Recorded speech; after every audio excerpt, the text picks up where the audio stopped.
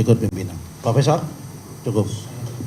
Bapak-bapak sekalian, barangkali ada yang ingin ditanyakan atau didalamin, silakan Mas. Satu, kedua, Mbak dari mana Mbak? SCTV, silakan Mas. Tiga, tolong fix itunya fix. Mic-nya. Oh ya nggak apa-apa. Dari mana Mas? Oh Antara, oke. Antara Bandung dan Jakarta. Tes. Sebentar Mas.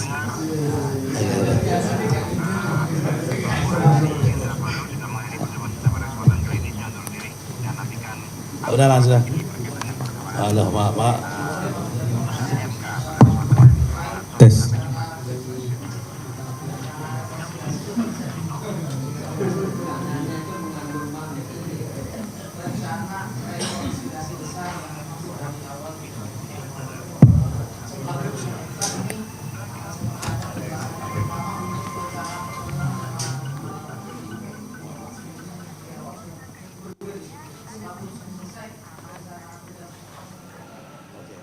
Silakan Mbak dari SCTV.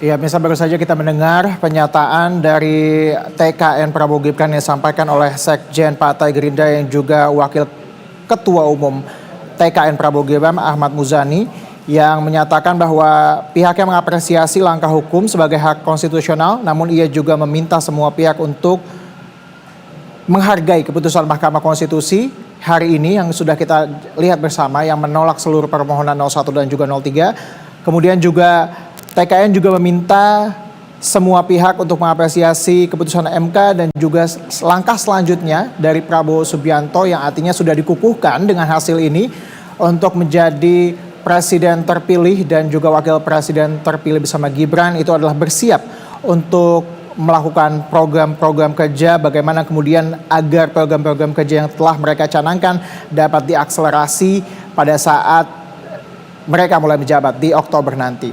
Sementara itu kita juga bisa melihat di layar Anda ini merupakan di depan Mahkamah Konstitusi. Ini pasangan 01 tim hukumnya juga sudah sedang melakukan konferensi pers terkait dengan keputusan MK hari ini. Ini adalah tim hukum 01 Bambang Wijoyanto.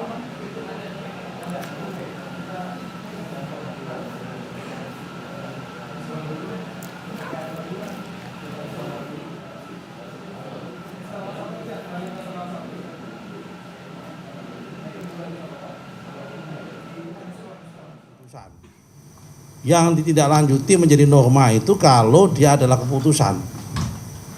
Jadi dissenting opinion itu tidak mungkin kita tindak lanjuti dalam menjadi sebuah keputusan norma. Ya, ini soal masalah dissenting opinion, tapi sekali lagi karena itu sifatnya opini hakim dan itu memang haknya hakim, kita hormati. Kita tidak akan mengomentari masalah itu, kita hormati saja. Yang penting kita sudah menerima hasil keputusan amar putusan majelis, dan amar keputusan majelis itu satu kesatuan yang bulat, baik ada dissenting opinion maupun tidak ada dissenting opinion, sifatnya keputusan ya keputusan, tidak mempengaruhi kekuatan dari keputusan itu. Tidak kemudian berarti kalau keputusannya ada dissenting opinion keputusannya menjadi cacat, tidak. Namanya keputusan adalah keputusan, karena memang di dalam Mahkamah Konstitusi keputusan diambil secara kolektif kolegial antara satu dan yang lain itu mempunyai hak yang sama, sehingga sangat mungkin dan dimungkinkan adanya dissenting opinion. Saya kira clear ya soal ini. Nah, soal masalah rencana besar rekonsiliasi wabil khusus pertemuan Pak Prabowo dengan petinggi-petinggi PDIP lebih cetanya kan yang ditunggu-tunggu, jadi ketemu Bu Mega apa tidak kan, kira-kira begitu kan. Nah ini biar Pak Muzani selaku Sekjen Gerindra yang akan menyampaikan. Monggo Pak Muzani.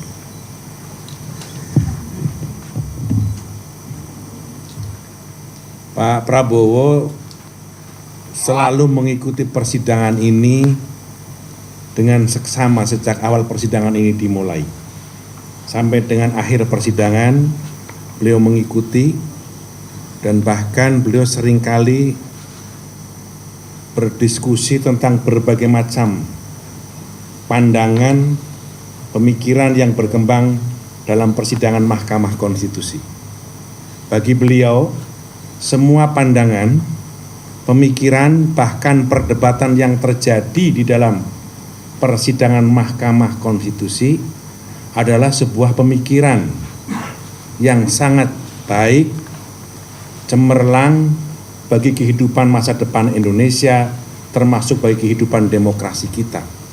Karena itu beliau selalu menyimak pemikiran-pemikiran tersebut dengan baik. Baik yang disampaikan oleh kawan-kawan dari 01 ataupun yang disampaikan oleh kawan-kawan komisi dari 03.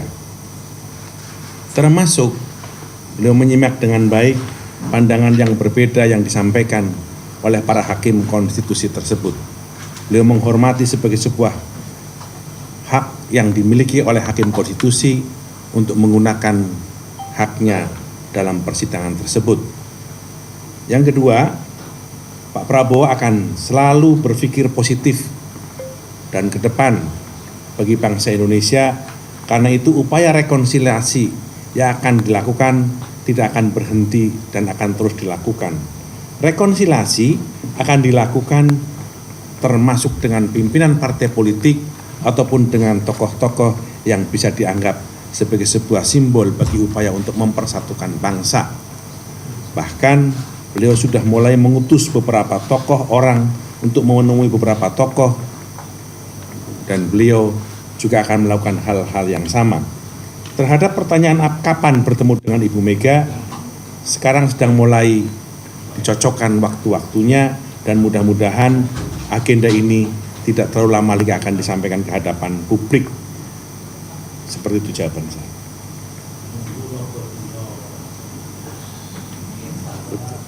Ya kan, kalau Kang Jawa bilang nunggu hari baik, ya kan, nunggu dino, gitu, kira-kira begitu. Cukup? Saripah, mau tanya Saripah? Cukup. Tuh, sehat itu. Silakan, pas.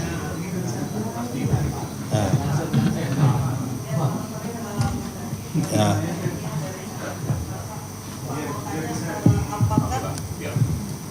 Apakah pihak kubu 02 seberapa yakin kubu 02 bisa meyakinkan seberapa yakin kubu 02 bahwa putusan MK ini bisa meyakinkan kubu 01 dan 03 yang sampai sekarang belum ada tanda-tanda untuk mau berrekonsiliasi untuk masuk ke koalisi pemerintahan ke depan.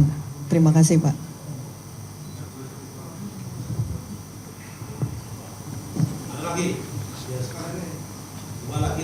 Satu lagi lah terakhir. Maunya TV itu maunya begitu, TV. Oke, oh, Diana. Tadi kan udah. Diana biasanya pernyataannya secara tapi dia nggak mau tanya. Bang, live loh bang ini bang. Ini live kantor.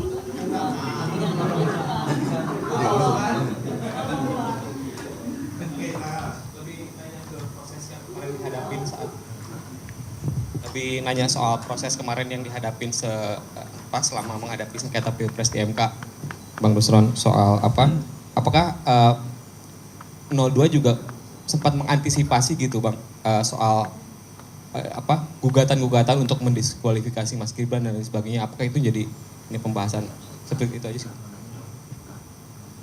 Iya, saya kira pembicaraan kita itu terhadap gugatan yang diajukan oleh 01 dan 03 intensif dengan tim hukum kami, dan kami semua sudah memperkirakan apa yang akan dilakukan. Exercise kami berkali-kali melakukan itu, sehingga kami sudah menghitung sebagai sebuah kemungkinan sudah kita pelajari. Kemudian yang kedua terhadap pertanyaan Kompas, komunikasi kami dengan partai-partai politik yang ada di Senen cukup intensif dan cukup produktif, mudah-mudahan menghasilkan sebuah peta koalisi baru yang bisa memberi optimisme bagi masa depan pemerintahan Prabowo Gibran yang lebih efektif dan lebih kuat.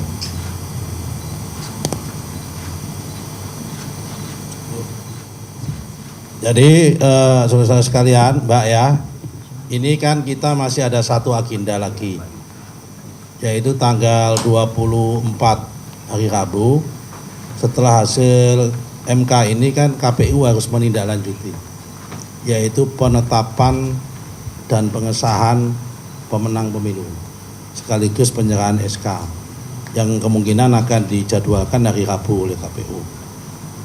Abu dah jamnya saya belum tahu jam berapa.